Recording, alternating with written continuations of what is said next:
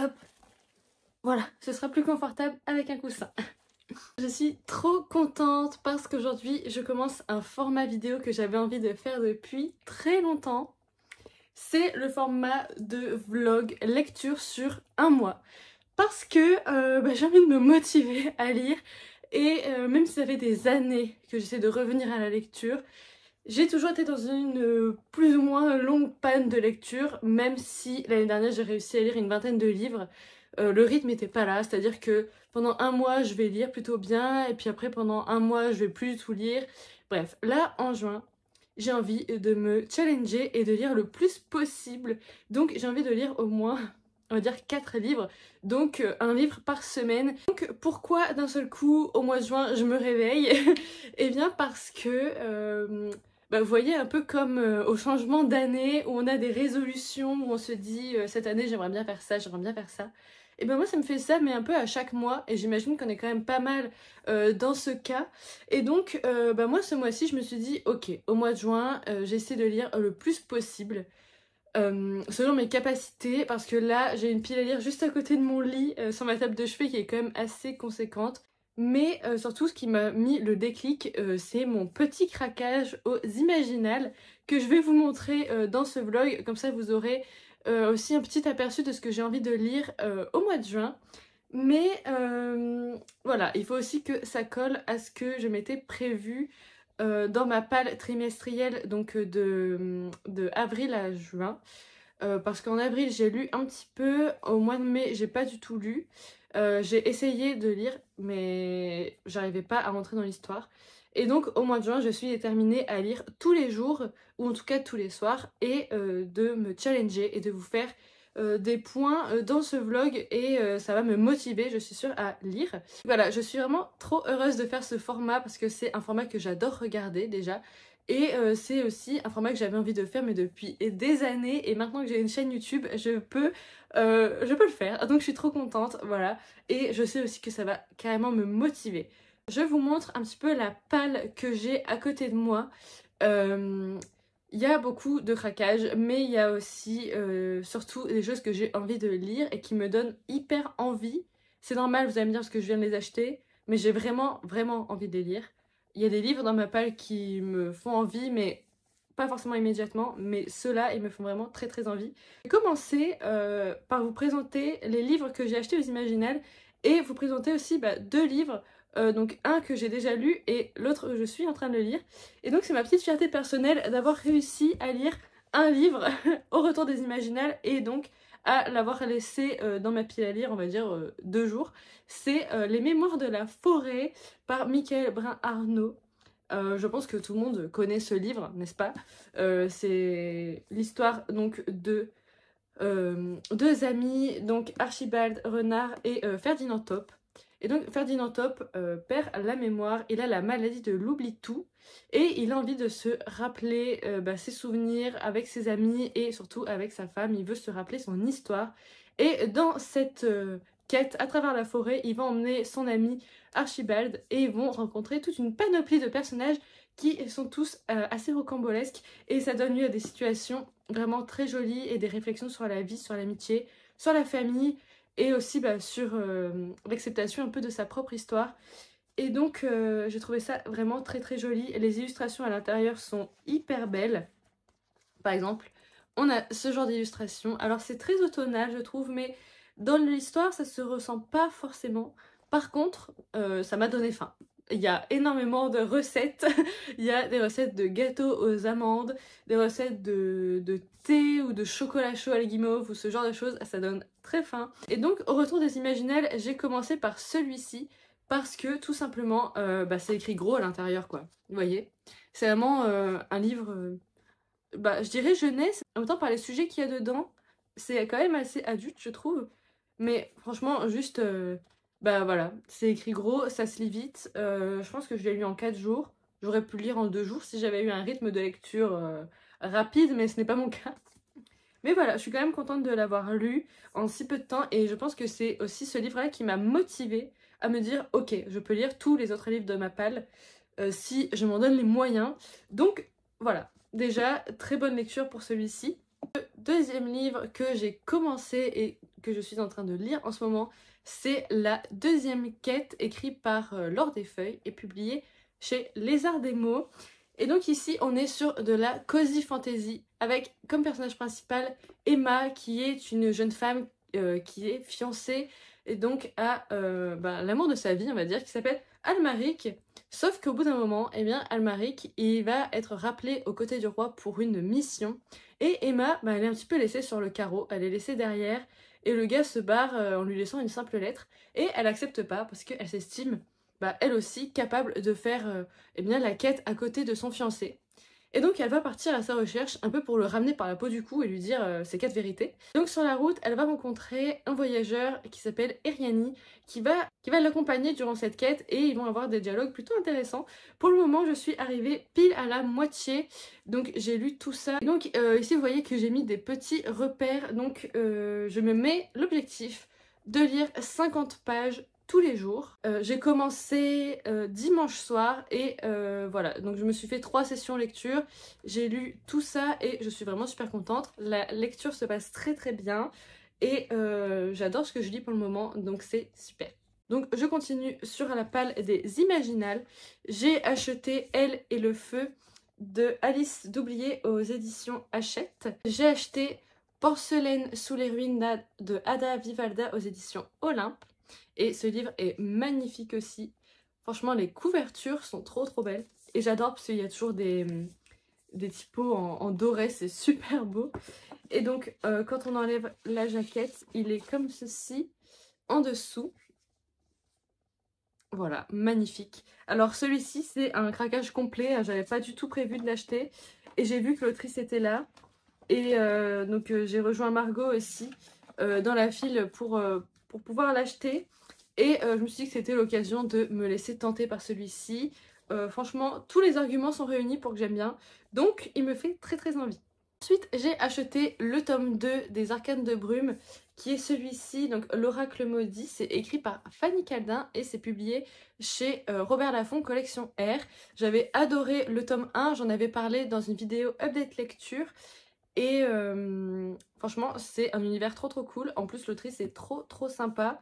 Donc j'ai très hâte de m'y plonger. Il est un petit peu plus épais que le premier.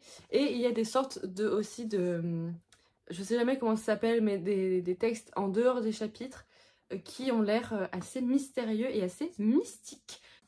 J'ai aussi acheté Angélion, donc le tome 1, Illuminer les cieux, qui est écrit par Justine Tiffany. Et ça, donc, c'est publié chez les éditions Plume Blanche. Depuis le temps que ça me fait envie, je le vois sur Instagram je ne sais combien de fois. Et il me donne aussi extrêmement envie. Donc là, il me reste 6 livres à vous présenter. Donc il y a juste ici La vie en turquoise d'Élise Giraudot, publié chez Lézard des Mots, qui est dans sa version reliée et qui est magnifique.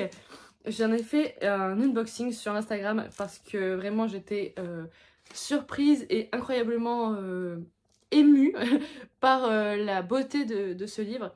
Comme il est un petit peu épais, comme vous pouvez le voir, je suis pas certaine de le lire tout de suite parce que j'aimerais bien retrouver un bon rythme de lecture avant.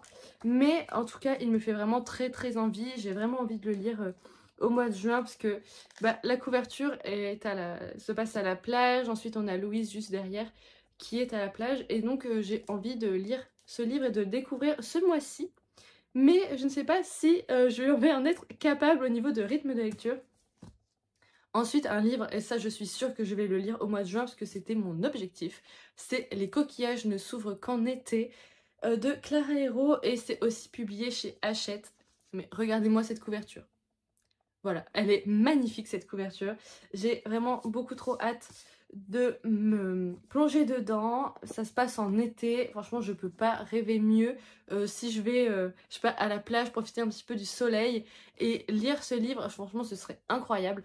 Donc celui-ci c'est sûr, je le lis au mois de juin. Promis, c'est bientôt fini. Donc il nous reste 4 livres. Il y a le tome 8 des Bridgerton que j'ai commencé au mois de mai et qui m'a mis dans une panne de lecture. Il y a aussi Toute la lumière que nous ne pouvons voir d'Anthony Doerr aux éditions Le livre de poche pour celui-ci, qui est un livre historique que j'ai envie de lire avec ma sœur. Et là, comme c'est un format poche, je me dis que ça peut être pas mal, mais il fait quand même quasiment 700 pages. Ensuite, on a La Voix de la Vengeance, donc de Sacha Morage, publié aux éditions Plume Blanche, avec des magnifiques illustrations à l'intérieur et avec l'overlay, bien sûr. Voilà. Et ensuite, un dernier qui, je sais, lui, ne sera pas lu au mois de juin, mais je voulais quand même vous le présenter. Il prend la poussière, le pauvre. C'est Our Dark Duet, donc de Willy Schwab, et donc c'est la duologie Monsters of Verity. Voilà. Et donc celui-là, il est dans ma pile à lire, mais je sais que je vais pas le lire tout de suite. Je sais pas à quel point c'est intéressant le blabla que je viens de vous faire pour présenter mes livres, mais écoutez, je suis en train de les ranger. Enfin de les ranger, de les empiler et comme ça je peux voilà, me reconstituer ma pile à lire.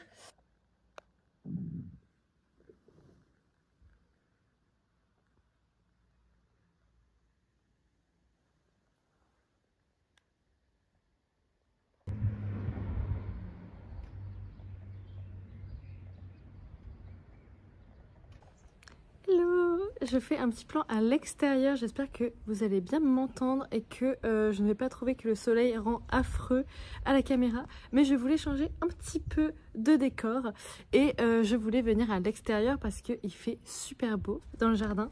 Et donc je voulais faire un petit update de ma lecture de la deuxième quête. Je suis arrivée à un petit peu plus de la moitié. Donc il me reste 140 pages à lire exactement. Et hier soir j'étais... ces réactions en lisant certains trucs, parfois j'étais là en train de me dire mais non c'est pas possible, ça arrive et tout, et je ne m'y attendais pas, ou alors je sais pas, mais j'ai l'impression que je ne m'y attendais pas et franchement c'était trop bien. Il y a des passages vraiment que je m'en suis pas remise, je crois, pas encore.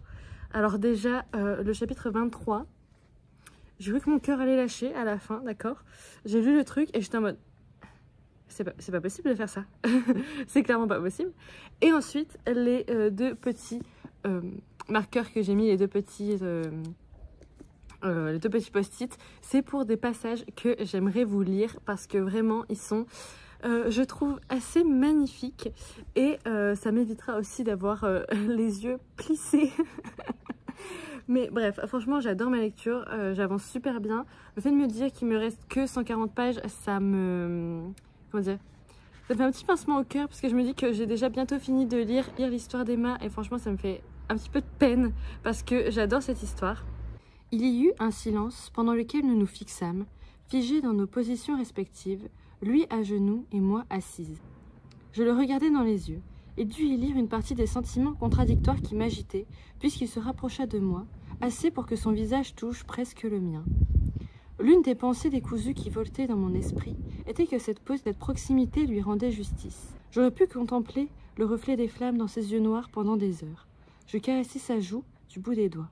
Il prit ma main et, dernière tentative pour maintenir notre relation sur une trajectoire platonique, déposa un baiser sur mes phalanges. Je franchis alors l'espace infime qui séparait encore nos visages et l'embrassai.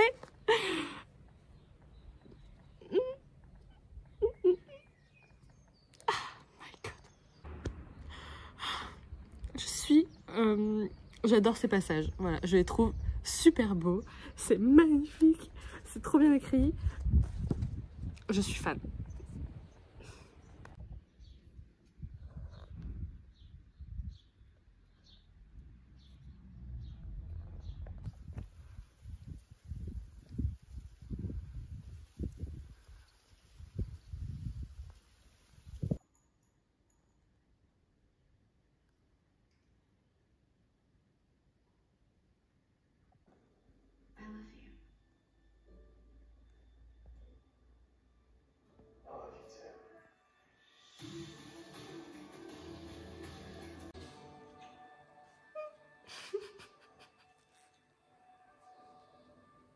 Hello guys, alors on se retrouve 30 000 ans après la fin du... On se retrouve 30 000 ans après le dernier plan du vlog. J'ai pas du tout filmé en fait la deuxième partie du mois de juin, tout simplement parce que eh bien j'étais plongée dans une panne de lecture. C'est-à-dire que je crois que sur les derniers plans, je vous montrais mon découpage de Elle et le feu. Et comme vous pouvez voir, le marque-page n'a pas bougé. Le marque-page est bloqué à la page 85. J'ai vraiment essayé de le lire, mais je pense que j'étais pas du tout dans le mood pour lire ce livre. Le fait aussi que ce soit une lecture commune, ça m'a peut-être un peu freiné parce qu'il fallait lire que 50 pages tous les 3 jours. Donc c'était pas dans mon, comment dire, dans mon rythme de lecture et en fait ça m'a carrément bloqué. J'ai pas du tout réussi à lire à partir de ce moment-là, donc on va dire dans, je pense, ouais, la deuxième moitié du mois de juin. Parce que j'avais ça, je me suis dit ok, facile, à côté je vais me lire un autre livre. Donc j'avais prévu à côté de lire soit Our Dark Duet, soit le tome 8 de Bridgerton. Et en fait, ben, essayer de lire Bridgerton c'est pareil, ça m'a mis dans une panne de lecture. Juste, désolée Grégory, mais c'est pas possible en fait. Ton histoire ne m'intéresse pas. Donc voilà, c'est compliqué. Et je me suis dit, en fait, pour me booster à lire, pour continuer sur un bon rythme de lecture, avec 50 pages tous les 3 jours ici, je me suis dit, je peux intercaler avec une autre lecture, et finalement, je n'ai pas du tout réussi à faire ça, comme en témoigne ce marque-page, et les post-it dans ce livre-là qui sont là depuis la moitié du mois de juin, et qui n'a pas de marque-page parce que je ne l'ai pas commencé. Et aussi, eh bien, ce marque-page ici qui montre que je n'ai lu qu'une centaine de pages de ce roman-là aussi. Donc, bref, la deuxième moitié du mois de juin, ça a un peu été un échec en termes de lecture et je n'ai pas du tout, pratiquement pas lu, si ce n'est nous les menteurs que je présente dans ma vidéo update lecture. Mais sinon, j'ai vraiment perdu mon rythme de lecture à partir de ce moment-là. Et donc, comme j'étais plus ou moins en panne de lecture, je sais pas, j'avais pas trop non plus envie de faire un vlog où je disais, bon bah finalement j'arrête là. En fait, j'avais l'espoir de réussir à reprendre ma lecture et à lire et à faire des updates. Et finalement, ça ne s'est pas passé comme ça. Et on se retrouve le 11 juillet, ou 12 juillet 12 juillet je crois, avec des livres pas finis et un vlog à moitié fait. Donc voilà pour l'explication et aussi pour l'explication de pourquoi le vlog ne sort pas avant. Donc voilà, je vais essayer de lire quand même, de garder mon rythme de lecture pour les prochains mois, en tout cas pour l'été. Je me fais pas de pal cette fois-ci parce que je trouve que ça me met peut-être une petite pression supplémentaire. Donc je vais lire au fur et à mesure de mes envies. Voilà. Voilà pour cette fin de vlog un petit peu chaotique, mais voilà, c'est comme ça. Au moins comme ça j'ai testé le format vlog et j'ai quand même beaucoup aimé faire les différents plans au début du mois de juin, essayer de voir comment je pouvais arranger certaines choses, etc. Franchement c'était trop bien. J'espère aussi que ce vlog vous a plu et ce qui est sûr c'est que je me retesterai au format vlog une prochaine fois, peut-être dans le courant de l'année, je ne sais pas. En tout cas, je vous fais des gros bisous et on se retrouve bientôt pour une nouvelle vidéo.